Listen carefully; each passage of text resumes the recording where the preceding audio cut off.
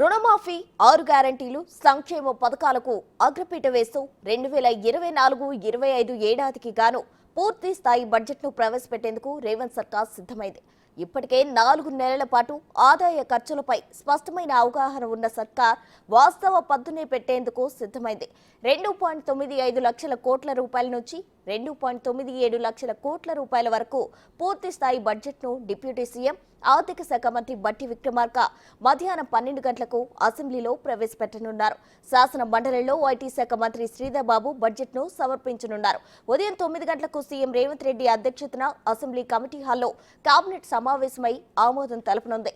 అసలు రాష్ట్ర సొంత ఆదాయం ఎంత, కేంద్రం నుంచి వస్తున్నదెంత, ఇతర ఆదాయ మార్గాలు ఏమున్నాయి, అప్పుల ద్వారా ఎంత సమకూరుతుంది అనే వివరాలతో పాటు 6 గ్యారంటీలకు ఎంత ఖర్చవుతుంది, ఇరిగేషన్ ప్రాజెక్టులకు కేటాయింపులతో పాటు రుణమాఫీకి, రైతు భరోసా నిధుల సర్దుబాటు వంటి వాటిపై సర్కార్ బడ్జెట్లో పూర్తి స్పష్టత ఇవ్వనుంది.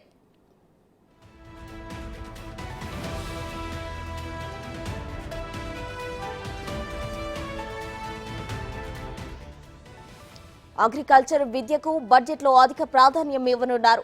పంచాయతీలు, మున్సిపాలిటీలకు నిధుల కేటాయింపు పెరగనుంది.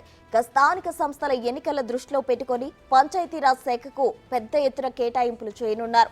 రుణమాఫీకి 31,000 కోట్ల రూపాయలు, రైతు భరోసాకు 14,000 కోట్ల రూపాయలు, రైతు బీమా, పంటల బీమా, విత్తన సబ్సిడీకి పెద్ద ఎత్తున పద్దు పెట్టనుంది. ఎడ్యుకేషన్ కు కూడా మంచి కేటాయింపులు ఉంటాయని తెలుస్తోంది. ఇరిగేషన్ కు 25,000 కోట్ల రూపాయల పైనే కేటాయించనుంది. మూసీ రివర్ ఫ్రంట్ కు కూడా బడ్జెట్ లో నిధులు కేటాయించనున్నట్లు తెలుస్తోంది.